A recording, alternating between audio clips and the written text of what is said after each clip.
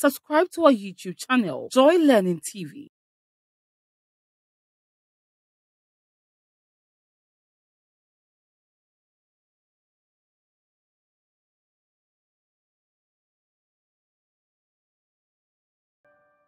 Hello, Ghana. Hello, everybody. This is a new year, 2022. Did you pray? You did. So did I. Now we are there. It has come to meet myself, yourself, and everybody.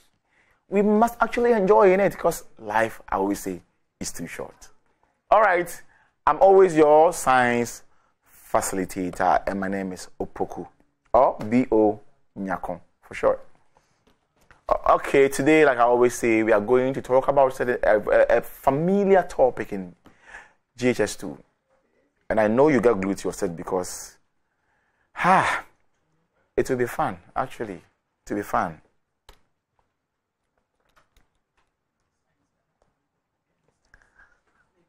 Don't look on top of your screen of your TV. Look at this. I have cast iron, I have wrought iron, I have aluminium, I have steel, copper, zinc, brass, carbon steel, alloy steel, titanium, tin, and lead. So if you have all these assembled at one side, then which topic do you think you have informed to that relates to this?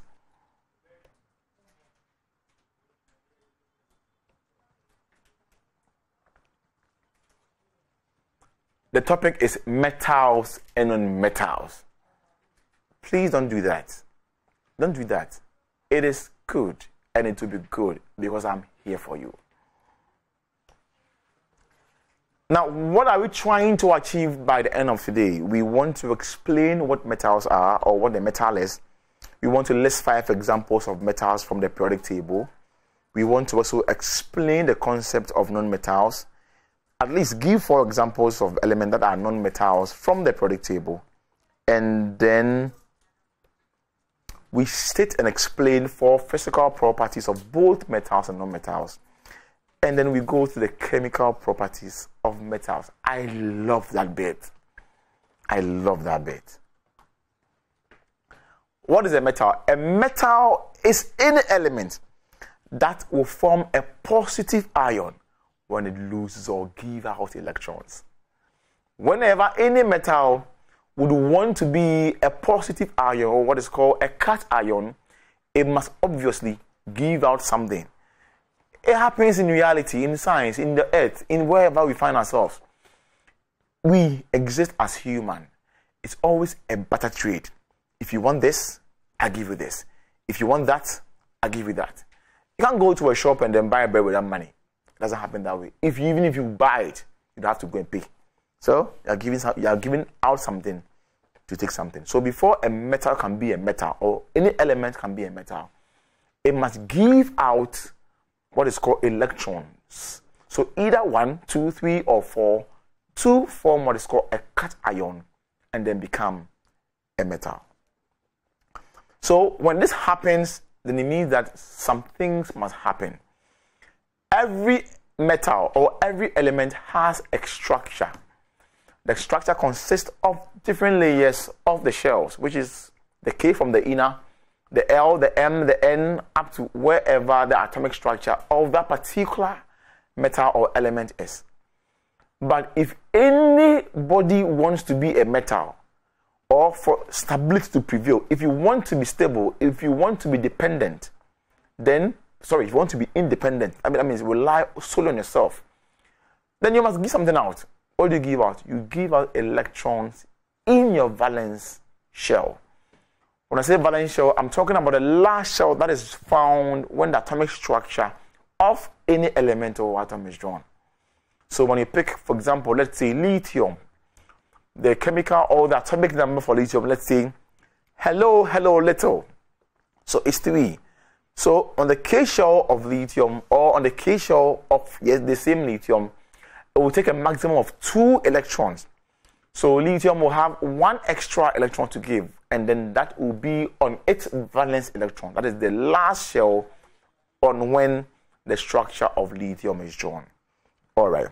Metals are willing to give out their valence electrons to other elements seeking electrons in a chemical reaction. Why? Because every metal would want to be a positively charged ion. And before you can be a positively charged ion, you give something out in a chemical reaction so that you can bear the name, or you can have the name to yourself. This means that metal donate or give out electrons to become stable for neutral stability. When atoms give out electrons, they become positively charged. So they become what is called a cation, which is a positively charged ion. Therefore, most atoms of metals are positively charged. Now look at my beautiful diagram of red, yellow, and blue. So I have a neutral atom or a neutral element of yellow. As soon as that element wants to be a metal, then it must give out or lose electrons.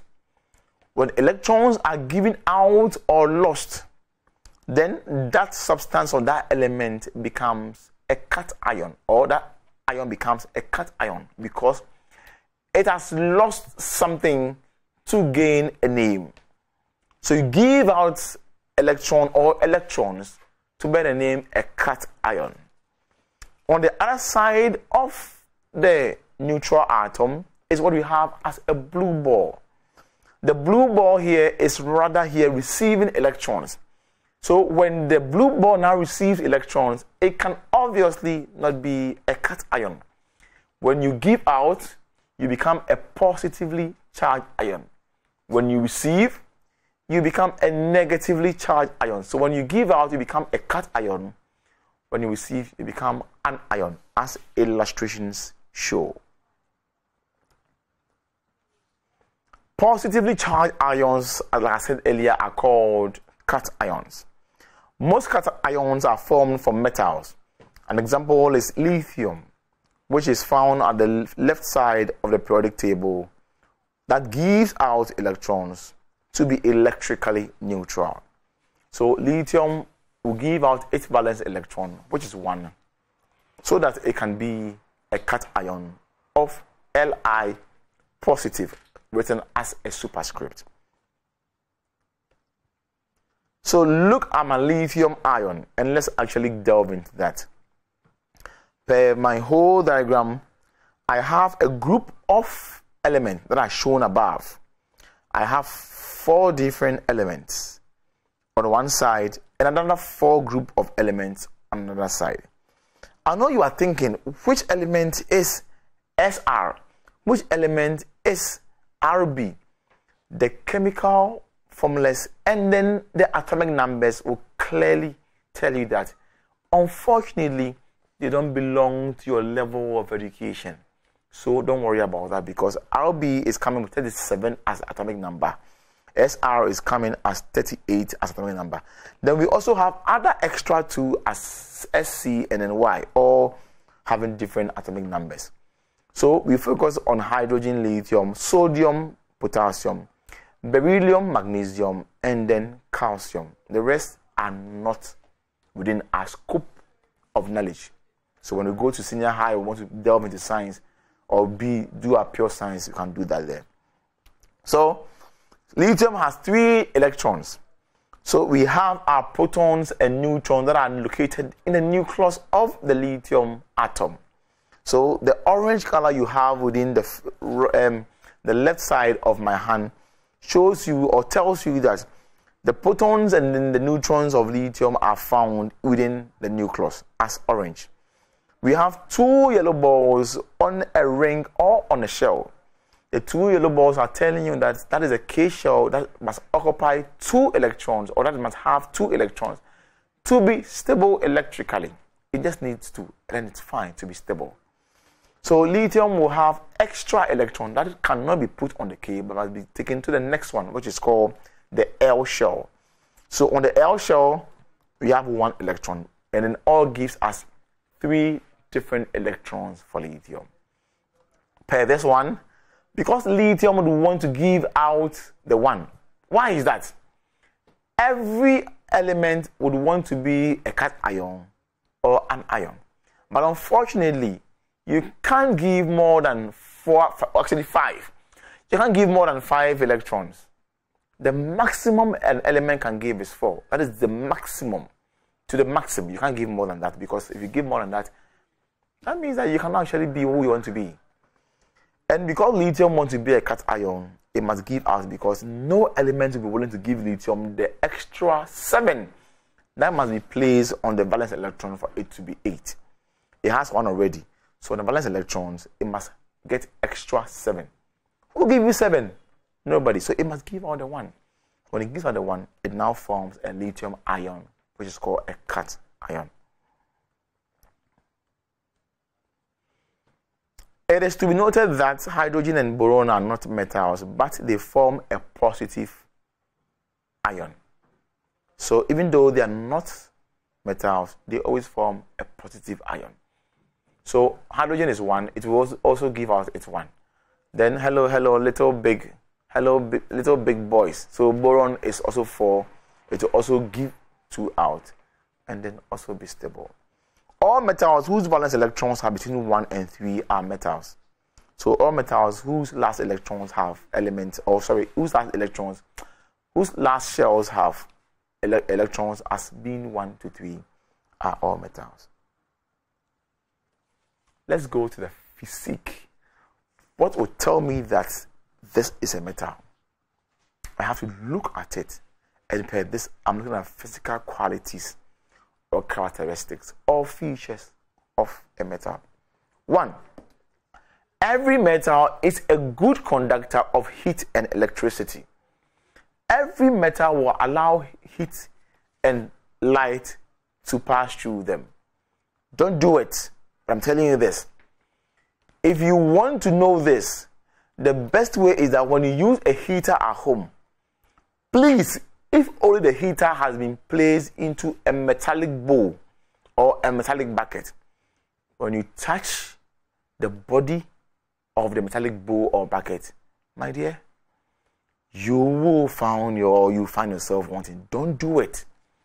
You will get the shock, electrical shock of your life, because metals allow light and electricity, or light and heat, to pass through them. When it is, say, plastic or rubber, you can touch it or hold it, nothing will happen to you. But when it's metal, don't do it. A clear example is copper. That is where we have copper wires. We have copper wires. And copper wires are used for, or they are used in the making of electrical cables and all that. Number 2, metals have high boiling and melting point. If I have this as a metal, and I want to boil this, I must put this in fire for a number of hours, if possible days, because it will take long for this pen as a metal to actually melt or boil. So we say it takes longer. It needs so much heat for every metal to either melt or boil. That is the melting or boiling point of metals. Number 3, metals are malleable. Metals are malleable. When you say that, it means that metals can be changed or can be hammered to different forms for different products. And that is this. We are seeing, or we are looking at a blacksmith who is hammering a metal that is hot red. The metal has been placed into fire and it is now hot red. It's placed on an anvil and it's been hammered, because the blacksmith would want to alter or change the shape of the metal. We see these alumni people moving around and then scavenging for metals. When I say alumni people, that's not the name. So we call them alumni in quotes. You can't just say alumni people. Okay? So they move around and then they scavenge or they look for metals, because they would want to take these metals, get them hot red, put them on an anvil, then now change or alter the shape of them into forming different appliances. For example, we have what is called the iron pot. The iron pot in our local parlance is what is called that the saying. When they scavenge for the metals, they get them heated till they are red hot. They now heat them, they now hammer them, and then change the shape of these metals to form trunks, to form iron cast pots, and the rest. Exactly. Now, metals are also ductile. So if I have a metal like this, and I tell you that metals are ductile, then it means that wires that made this metal can be drawn out. Any atom of wire that formed this metal can be taken away. But unfortunately, this cannot be done in the comfort of your homes. You can't do that. You need to take it through so many processes before the wires that actually came together to form that metal can be drawn or taken one after the other, as you can all see.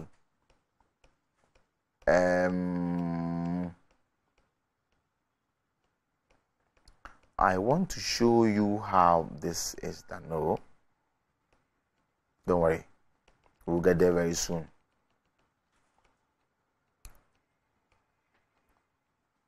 Okay, so it means that when we say metals are ductile, then wires can be drawn out of them. That is the number 4. And then we go to the next one, which is number 5.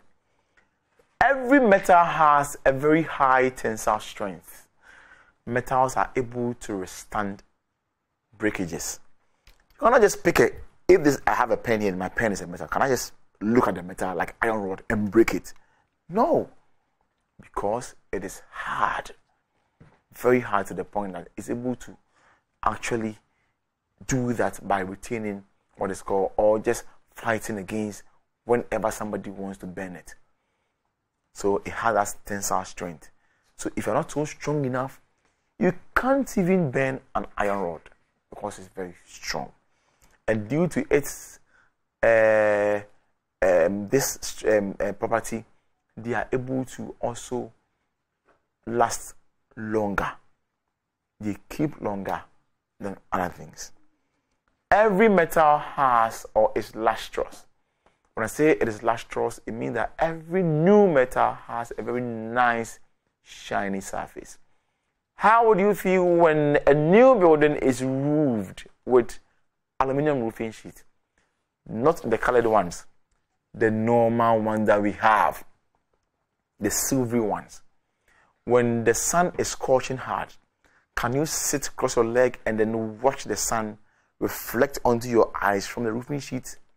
No, you can't, because every metal in its nicest new form are always lustrous, so they have shiny surfaces. Metals have also high density. Every metal is heavy. They are heavy. The dumbbells that you use at home to exercise are very heavy because they are made of metals. Chemical properties of metals. 1. Reactive metals react with water to produce hydrogen gas and then basic oxide. Every reactive metal will react with water to produce hydrogen gas and basic oxide. What then is a reactive metal? A reactive metal is any metal that is able to react with water, atmospheric oxygen, and then acids. So it simply means that whenever there is a metal and water together, there is a chemical form that happens.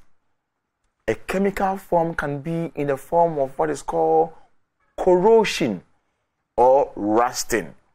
I know you know that when you say corrosion, all metals corrode, but only iron rust. So don't say that this spoon is rusted if it doesn't have any component of iron in there. It is wrong. Don't do that. All metals corrode, but only iron rust. Put it into your mind. And this is the reaction between water and then a reactive metal. Whenever that happens, let's see what happens. Now we have a reactive metal called sodium. So sodium here is the metal because sodium has number of electrons to be 11. So it has 2 on the K shell, it has 8 on the L shell, and it obviously has 1 on the M shell. So K2, L8, M1. And then the last one is what is called the valence shell. So because sodium cannot get extra 7 to add the last shell to be 8, it must give it out to form a metal. So here sodium is now reacting with water. So when sodium reacts with water, we have, or it gives out what is called an oxide and then hydrogen gas. How do you feel that? How do you test for that? It's by what is called effervescence. When we are doing or we are delving into that, we will do that. So whenever any metal comes into water, it gives out hydrogen gas. And then you have oxides form on the metal. So we have metal that actually reacts like this as lithium, as sodium that I spoke about. We have potassium, we have calcium. The last one is Ba. Unfortunately for you, on the first 20 elements, no element is Ba as chemical symbol. So it tells you that Ba is not part of the first 20 elements. So only focus on lithium, sodium, and potassium. When you go to the second one, we have magnesium, aluminium, zinc, and iron are also not part. So let's throw those ones aside for now. The last one, we also have silver and all, copper, gold, and all that. Now, we also have lead there, and there's tin also present. We will not go there because all those ones, even though they did not react, they are not part of the element we were taught. So let's leave it. The second one is that reactive metals react with dilute hydrochloric acid to produce hydrogen gas and salt. Whenever any metal comes into contact with dilute hydrochloric acid, what it gives out is salt and then hydrogen gas. Let's look at this. Good. So we have zinc that actually was placed or came into contact with dilute hydrochloric acid to form zinc chloride and then hydrogen gas. So zinc chloride here is a gas, or sorry, it's a salt actually. Zinc chloride is a salt. And then what you have at the latter part is hydrogen gas. So when you are whenever you are giving out chemical properties of metals, don't just name it. Metals react with dilute hydrochloric acid to produce salt and hydrogen gas. You always buttress your point with a chemical formula. The chemical formula or chemical equation must also always be balanced. It must always be balanced. 3. Reactive metals react with oxygen to produce or to form basic oxides or oxides. Now, this clearly happens in our homes. You are busy, you wash your plates, you wash your spoons or your cutleries, and then you put them there without actually running the napkins on it. The next morning, you see that the water has now dried on the cutlery. So you see a whitish circular form on the cutlery, telling you that the water reacting with the metal is forming what is called basic oxide. That is a whitish color on it. With time, it will lead up to what is called corrosion. So magnesium has now acted with oxygen to form magnesium oxide. Sulfur will also act with oxygen to form sulfur dioxide.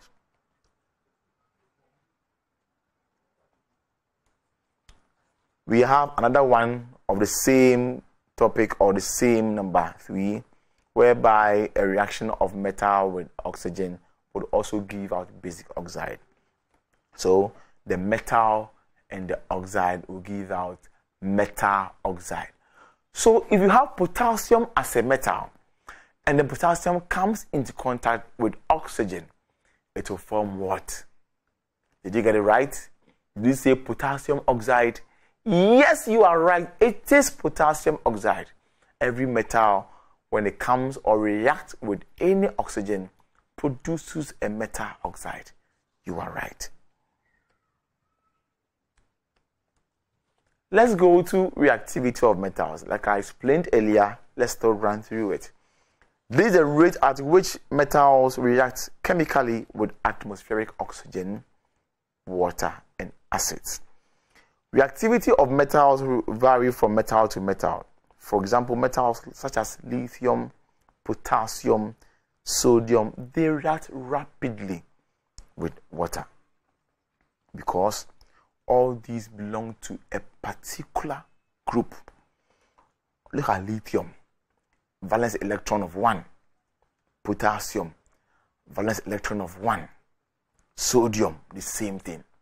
So all the group, whenever we say an element or is in a group, it means chemically they have something in common.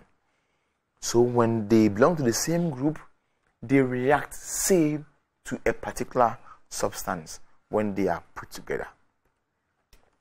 As a result, they are kept in oil to prevent direct contact with water and oxygen.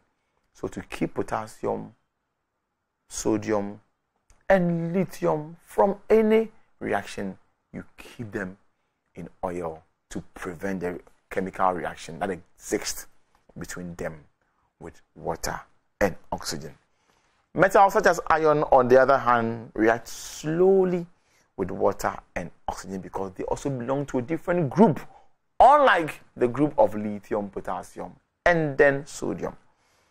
Due to the differences of reactivity as far as metals are concerned, metals have further again been grouped into reactive metals and non-reactive metals.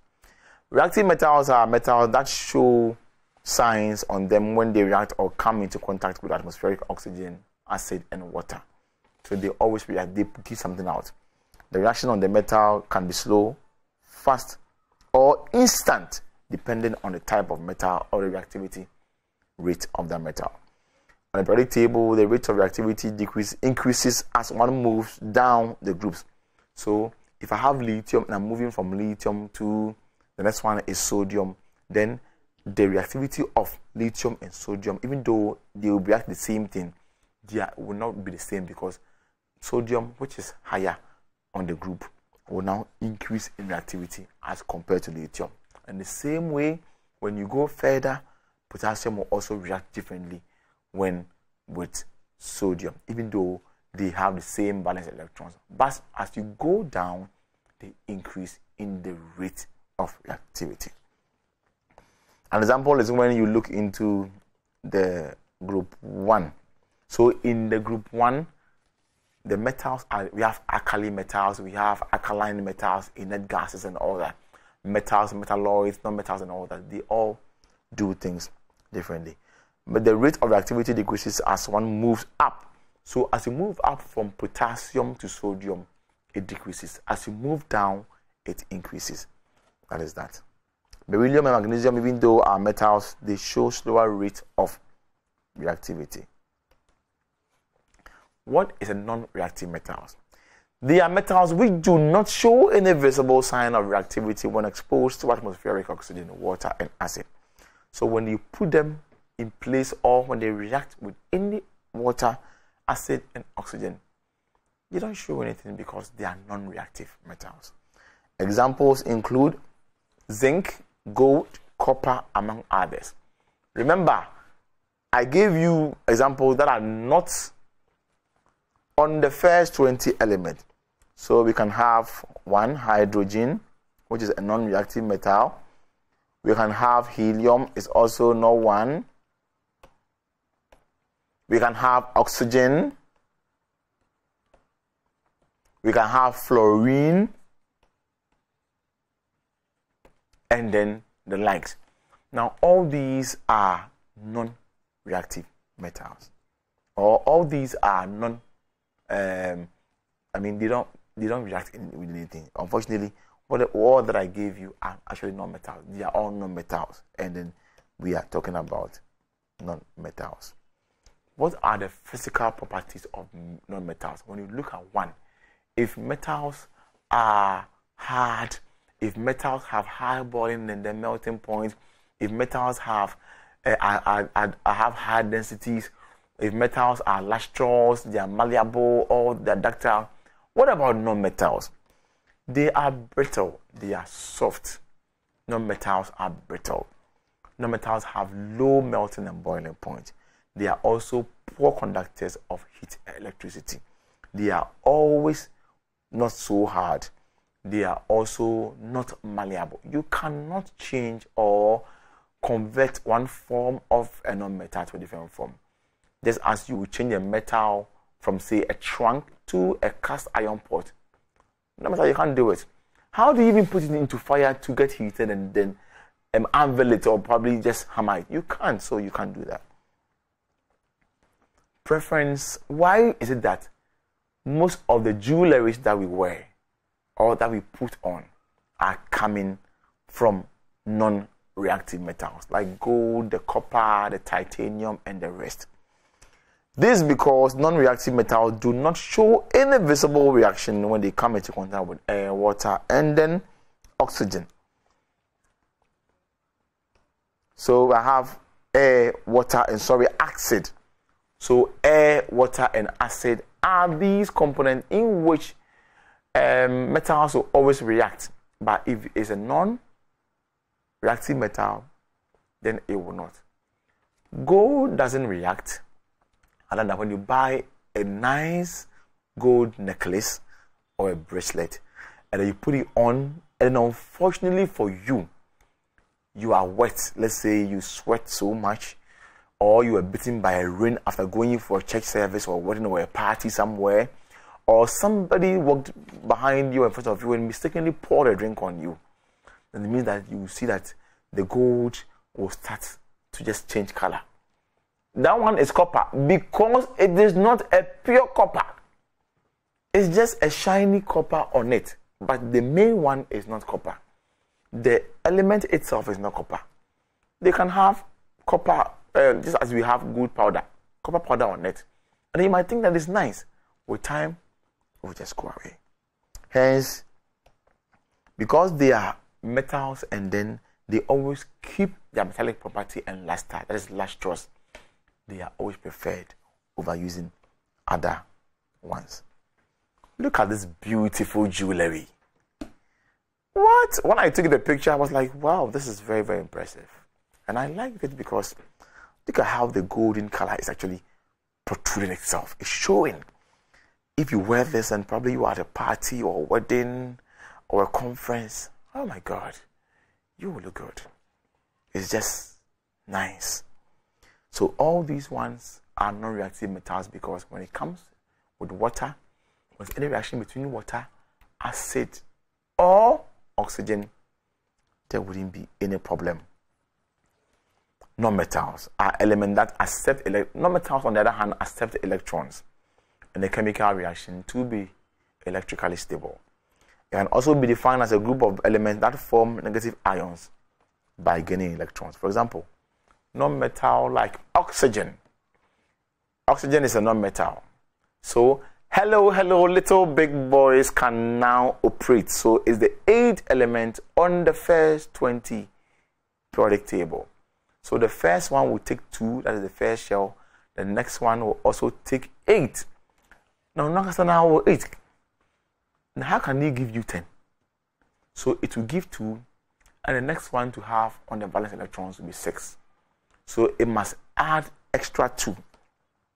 So, if it is like this, and then it wants to form an ion, we have protons, I have my neutron, the first shell or the K shell will take 2. The second one here will also take 6. Good. So if it wants to be stable electrically, it must get 2 more. And when it gets 2 more to add up to this side, then obviously it becomes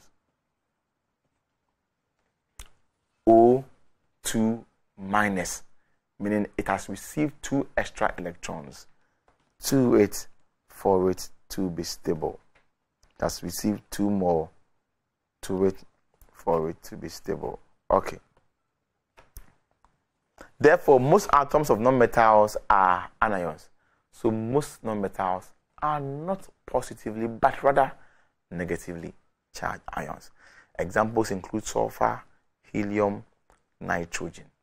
So nitrogen, okay, hello, little big boys can now 7. So if I'm drawing the structure of nitrogen, I'll have it here. I have my nucleus in there. Within my nucleus, I have my protons and the neutrons. I always change one because I want to differentiate between the protons and the neutrons inside the nucleus of the atom or the element. So I have my K shell because it's 7, it becomes N7. Did we get 7? Let's go again. Hello, little big boys can now 7. So, okay, I must do another shell. So 5 more to go. 1, 2, 3, 4, 5. So it will just receive how many? If it's 5 and then it's 2 here, it's 5 here, it needs 3 for the valence shell to be stable. So it becomes 3 and then forms, because it's receiving an ion or a negatively charged ion. All right, let me take you through and then do a recap. We're talking about metals and non-metals here. So, like I said, we said that metals are elements or substance that will readily, in their own confined way, give out electrons so that they can form a positive ion. Every metal will readily give out electrons so that they can form a cation, which is called a positively charged ion. In the same way, we also learned that metals are always there with a physique. What physique are we talking about? Let's look at the first 20 elements. First 20 elements, when you go there and you want to talk about metals, then we can name some metals as, I'm starting from the lowest and then I go up. I'll always start from the lowest and then I go up. So I can have a metal like, say, lithium. When I'm going, I can have a metal like sodium. I can have a metal like aluminium. I can have a metal like magnesium. I can have another one like potassium. And I can have another one like almighty calcium. So calcium will give out 2 electrons, as you can see, because it is 20. So 2, 8, 8, 2. The last 2 is given out. Potassium here is 19. So 2, so let me write 19 here. Here is 20. So 2, 8, making 10. The last one is 8, and the next one is 1. It gives out the 1. Magnesium here is also 12. So it also give out the last one as 2. Aluminium is 13. It will give out the last 3 as 3. Our almighty sodium is 11. It will also give out 1 to be positive, that's plus. And then our almighty lithium is also 3. Or the last one to be this. So I have 1, 2, 3, 4, 5, 6. So if I've given you 6, there are extra ones that you have to look for. Okay. Then we also spoke about the lithium ion, which I explained into details with you. Then I also spoke about the properties of metals physically. They are conductors of heat and electricity. They are very good. They allow heat and electricity to pass through them. They are also malleable. They are ductile. They have high boiling and melting point. And then we also said that they are lustrous. They have high tensile strength. And they have high density. True. True. Okay. Then we go to the next one and speak about the chemical properties of metal. We also said that whenever any reactive metal reacts with water, it produces hydrogen gas and then oxide or basic oxide. And I use a clear example to you as sodium. So sodium here go into H2O and then it gives you a sodium oxide and then hydrogen gas. Per what I have here, my equation is balanced because I have one atom of sodium here, I have one atom of sodium here, I have one atom of oxygen here, the same thing here, I have two atoms of hydrogen here, and I have two here, so it's balanced. If it's not balanced, Bema, Ara, Wati, Chemical Wati, all right. Now, number 2 is reactive metals and how they react with dilute hydrochloric acid to produce hydrogen gas and salt. And a clear example of what we had was zinc chloride as the product from zinc and hydrochloric acid and then hydrogen gas. We also did mention another one as reactive metals reacting with oxygen to produce or form oxide. And then we also use magnesium and the magnesium oxide. So metal oxide, magnesium oxide, calcium oxide, potassium oxide, lithium oxide, which one? Calcium oxide, aluminium oxide. So all these are metals that will form or react with oxygen and form basic oxide as I have here. Okay, it's the same thing. An example.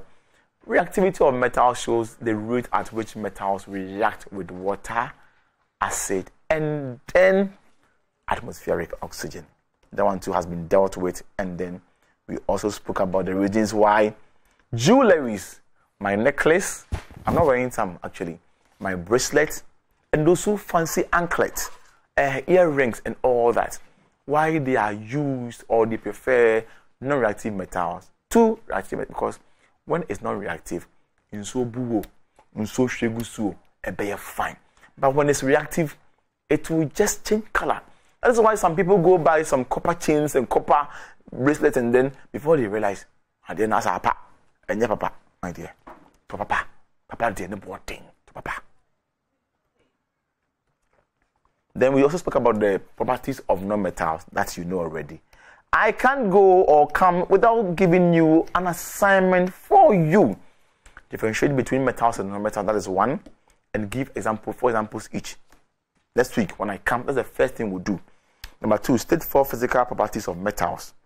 Number 3, outline 2 chemical properties of metals. Don't know why the chemicals can go, why the chemical equations, and back them with chemical formulas, balanced. And then we are done. Discuss what is called a reactive metal and then a non-reactive metals. So, like I always come into your honorable and your homes, I always say that it's been a very great day. Please do all the assignment or assessment that I've given you. If you have any challenge, post them. Joy Learning, we are now on Twitter, we are on Facebook, we are on Instagram, that is IG, and then we are also on which one? Facebook, your Instagram, we are there. Twitter, yeah, we are there. YouTube, we there. So just post them. I will sit down, mark them, and the best student will get a reward. And I also mention your name on set, and then it will be done. So I meet you again. I am always your science facilitator. My name is your humble servant, Opoku. So I meet you again. I say bye-bye. Stay blessed and learn.